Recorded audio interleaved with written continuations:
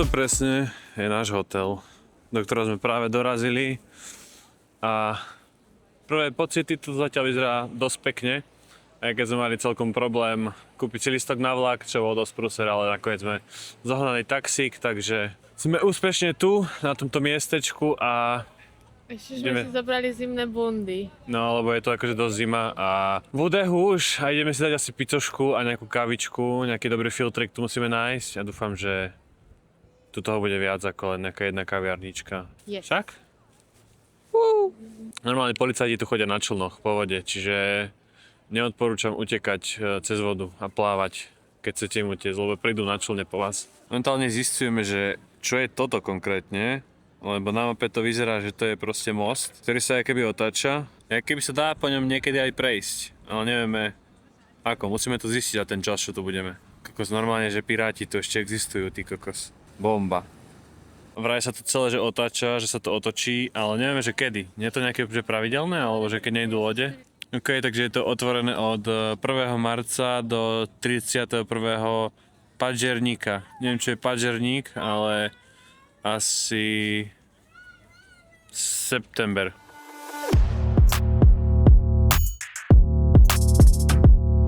Dobrý deň, dneska nám povie niečo tu na pani, ktorú sme tu odchytili. Že vlastne, o čom je táto ulica, že prečo to tu vlastne takto je? Lebo toto bola remeselnícka ulica, kedysi a celé je to, presa sa tváriť ako moderátor taký. Potom nie som v strese. Si v strese, že som moderátor? Hej, a teraz vlastne je to celé toho pokračovanie. A Gdaňsk je hlavné mesto Jantaru, takže preto sú tu všade Jantarové šperky. Takzvané baltské zlato. Mali by sme si niečo kúpiť. Nie. Na svadbu? Magnetku. Magnetku, dobre. Takže nakoniec sme na tom moste a otočil sa z nejakého dôvodu, možno neviem po poľsky po mesiace, ale prezistíme to. Nie ten, že po česky. Ale prečo by to bolo inak? No, aj marec je kvietný. Tak možno som mal nakoniec pravdu, keď som povedal Marec omylom. Ideme na pizzu. Poďme, do Oštro, ideme do Oštro na pizzu. Takže zistilo sa, že kvietenka není ani maj, ani... Ale október som trafil skoro september tiež. Ale je to od 1. apríla, čiže sa to otvára 4 dní. Je to otvorené 4 dní. No akože ten môže sa otvára. Ty si povedal, že sa otvára. No akože, tak akože sa to otvára, že sa už 4 dní sa to už otáča. Tak, otáča. Takže sme tu dobre. A nevideli sme to otočiť. Tak ale to ešte uvidíme, však sme tu hneď bývame. Tam v tom hoteli, keby ste nevideli. Tam bývame. A most vyzerá takto, pekne. Otočený.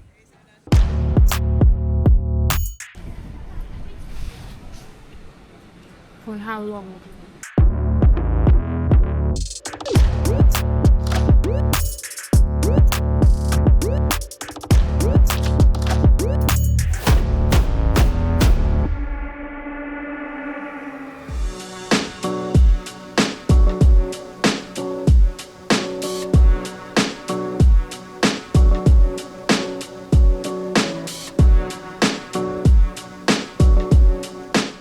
Na ďalšom moste a tento most sa nie že točí, ale on sa dvíha do výšky a tým pádom už sa začí každú pol hodinu, ako pred ten predošlý. Ale od apríla. Od kvietonka? Do prštoštaš. Do preštošti od kvietonku. A takýto výhľad ešte si to užite trošku, kým je slnko ešte.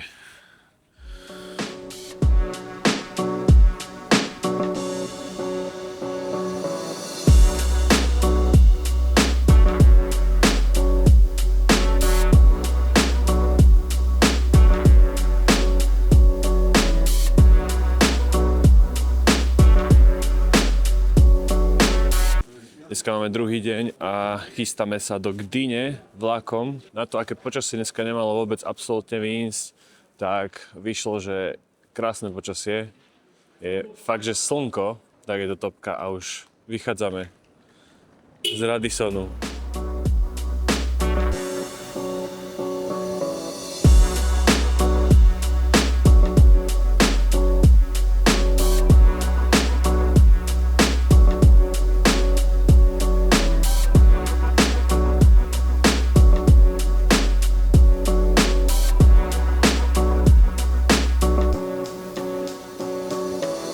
to loď Bliskavica, na ktorej sme práve boli, tak že je vlastne najstarší torpedoborec na svete a typek, čo tam bol na palube, mi povedal, že jediný, ale potom som si niečo zisťoval a že vlastne to je akože také najstarší, ale že nie je jediný.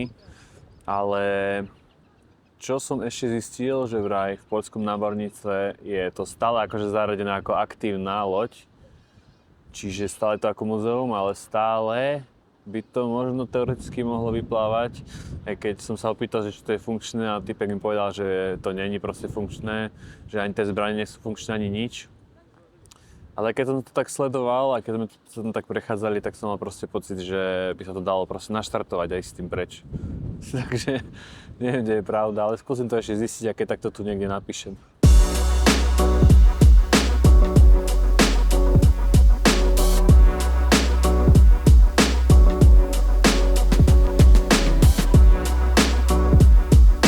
Práve sme došli do Sopotu a v tej Gdyni nebolo asi nič reálne otvorené. Chceli sme si dať nejaké jedlo, nejaký obed a tým, že je nedeľa a je sviatok. A tu na hneď pri stanici vidíme hneď ramen, ale... Smrdí to tu? Fuj, ty kokos. Ako v Bratislave na stanici to tu smrdí. No a... Našli sme tu nejakú reštiku, nejakú grécku, alebo aká to je grécka, to je myslím, či? Grécku reštiku, ideme to skontrolovať, ale hneď tu, ak sme vystúpili, tak vyzerá, že je to oveľa viac otvoreného. Skoro všetko otvorené, fakt asi každá reštika, ktorá je na tomto námestí je otvorená. A vyzerá to tu nejako takto, keby ste chceli vedieť. A pes. Že toho, čo sme sa dneska obávali, tak to aj prišlo a začalo trošku poprchať a akože extrémne rýchlo sa to zatiahlo, lebo pred chvíľou vlastne ešte svietilo slnko, jak sme tu išli. A už začína pršať, ale dúfam, že to budú len také prehánky, lebo tie mraky vyzerajú také, že ako keby nie úplne prehánkové, ale uvidíme, no. Dneska sa to očakávalo. Pozri sa na veľkosť tohto. Pecka. Čiže 1,5 litра. Takže taverna Sopot Santorini by som zhodnotil asi tak 5 z 10. Bolo to také asi ako keď si spravíte doma a myslím si, že na súvlaky v Bratislave asi nemá nič. A chceli sme ísť na to molo teraz momentálne, ale neviem. Akože tam za nami to nevyzerá bohviako, tie mraky.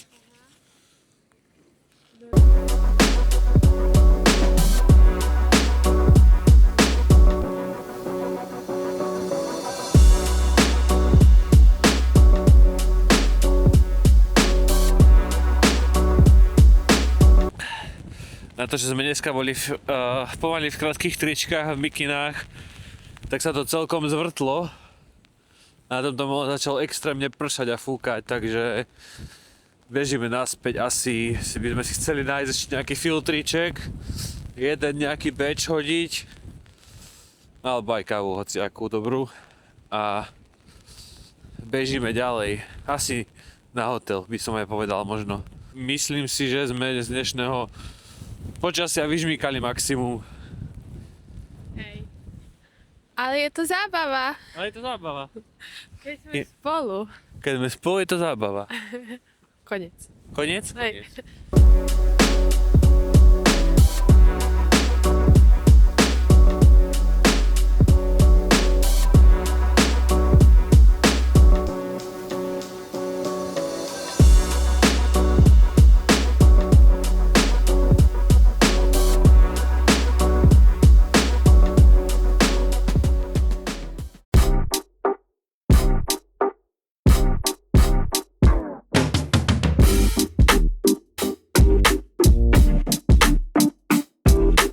Takže deň 2 bez filtrovanej kávy.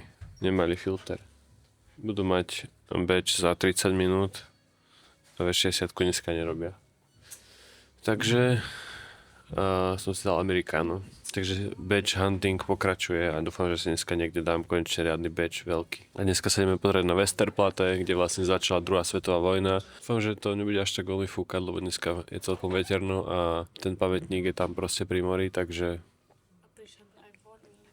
prišiel nám aj warning, že je nejaká výstraha a že nemáme stať autom pod stromom. Batch.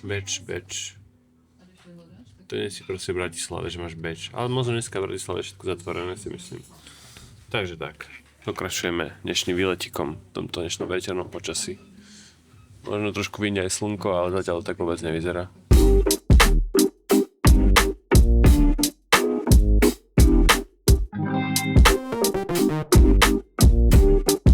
Naše kroky vedú do stočňa Gdaňska. A mal by to byť, že starý prístav alebo lodenica, kde si kedysi vyrábali lode. A je to teraz taká industriálna časť, je tam veľa takých zaujímavých podnikov. A na taký industriálny štýl v podstate by to mal byť obytná štvrť, takže ideme sa tam pozrieť.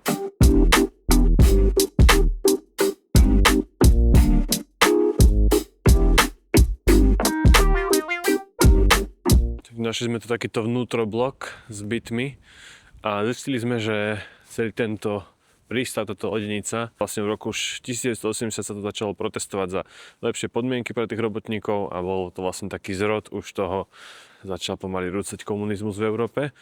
Trvalo to nejakých 10 rokov, bolo to tu potlačené, ale dočítali sme sa, že z veľkej časti to má dosť súvisť s tým.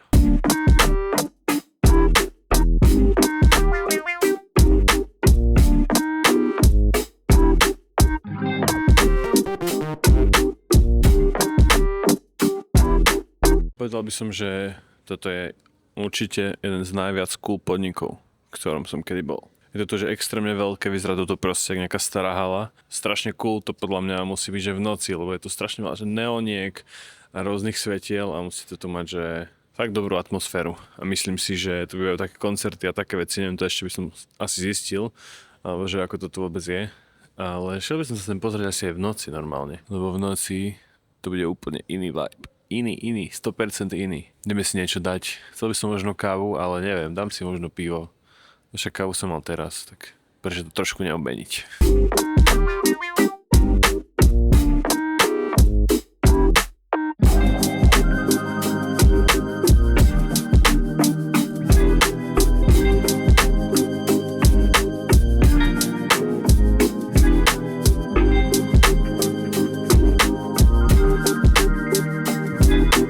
Takže maslo maslané, bola topka. Ešte by som sa vrátil.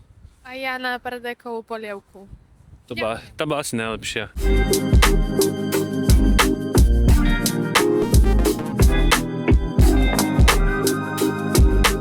Ďalší pokus toho, že si idem dať konečne filtríček a mala by mi to splniť práve táto kaviareň. Publičná.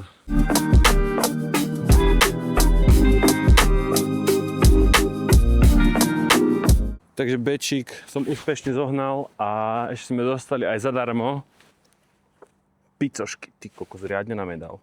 Takúto bombu a takúto bombu. Za free, takže top. Topka. Ideme ešte do mesta a chceli sme ísť na tú väžu, vyhľadku, ale je to zavreté. Takže ideme si dať, čo to sme chceli? Matcha koláč. Tu nám pani sa aj zažiadala, že si dať matcha koláč. Tak si ideme dať matcha koláč. Juhu! Motorko. Let's go.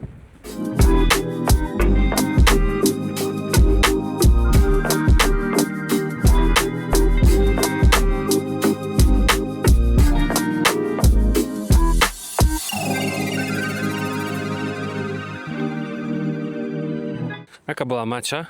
Matcha, mňam. Ale najlepší bol ten koláčik. Čo som aj chcela, ktorý som sa aj vyhliadla. Matcha swirl? Matcha. No, Neviem. Koniec. Matcha proste, matcha. Mali sme matchu ako praví Bratislavčania. Ja som mal pistaciovú matchu, musím to povedať, lebo proste bola dobrá, no. Čo si budeme klamať. Ale mal som aj pivo dneska, takže som ako keby na nule.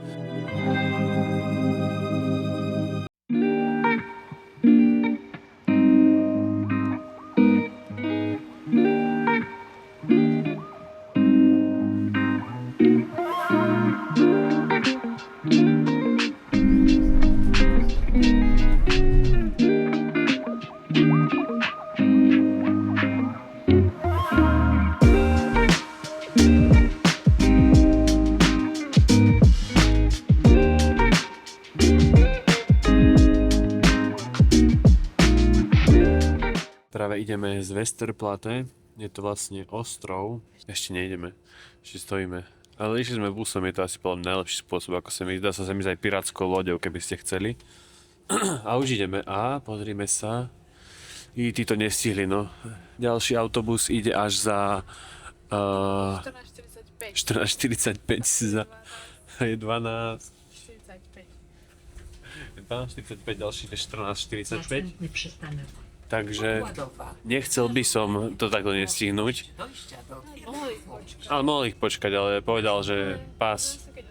Hej, keby každý deň to robím, tak aj ja to spravím. A možno nie, ja by som zase ľutoval. No a stojí to celkom za to, ale išiel by som tu asi, keď je teplejšie, že nešiel by som asi, je takáto zima, lebo ešte plus ten vietor, keď sa do toho pridá, tak to je fakt reálne, že na zimnú bundu v tomto období minimálne. Je to miesto, ktoré je považované za to, kde proste bola vystrelená prvá guľka v druhej svetovej vojne a vlastne tento ostrov, polostrov, je to asi ostrov, napadli Nemci 1. septembra, trvalo to nejakých 7 dní, keď sa to tu snažili obrániť, no a vlastne polka toho ostrovu je stále nejaká vojenská vlastne časť a polka vyzerá, že sa rekonštruuje, takže možno v budúcnosti tam toho bude viac. To je asi koniec tohto výkladu. To je kam idú, akože sa zviezli zastávku jednu.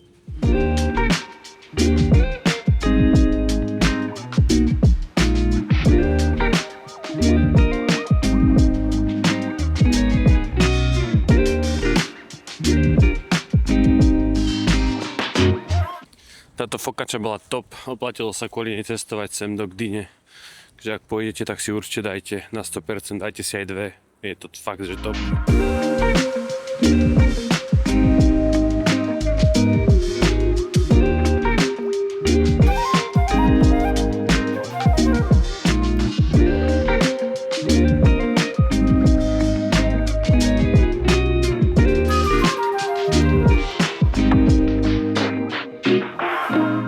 Čo sa týka múzea, tak to bolo dosť zaujímavé. Určite, ak budete v Gdansku, tak by som sa tam šiel pozrieť. My sme tam strávili nejaké 3 hodiny, ale myslím si, že tam sa dá stráviť že oveľa viac času, keď si človek chce pozrieť, že fakt všetko. Takže isto odporúčam a dá sa tam podľa mňa, že stráviť kľudne aj celý deň. A ak ste nejakí fanatici do druhej svetovej vojny, tak tam určite strávite minimálne jeden deň. Poďme sa pozrieť aj v Stočni, čo je taký, by som povedal, food truckový place, ale skoro všetko tam bolo zavreté, takže tam by som skôr asi šiel, že cez leto dosť tam podľa mňa, že pekne posedieť, vyzerá to tam pekne, také industriálne a teraz tam boli nejaké dve reštiky, jedna nejaká vegetariánska, ale my ideme na pyrošky, ktoré už odtiaľ to vidím, že sa tam čaká rada. Shit. Takže si počkáme v zime a v hlade na tento skvost gdaňský.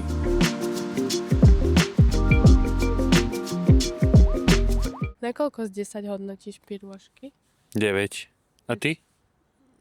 Boli slanšie, také slankavé. Ja nemám čuch ani chuť, nič nemám. Hodnotím to na 9 z 10. Akože boli dobré, ale neboli také, že by som si povedal, že wow, že mega fest dobré. Ale tak to je možno aj tým, že my tie pyrohy celkom poznáme, aj keď boli také, že mäsové, my sme zvyknutí skôr na tie brinzové a tak. Aj tá polievka bola dobrá, takže 9 z 10.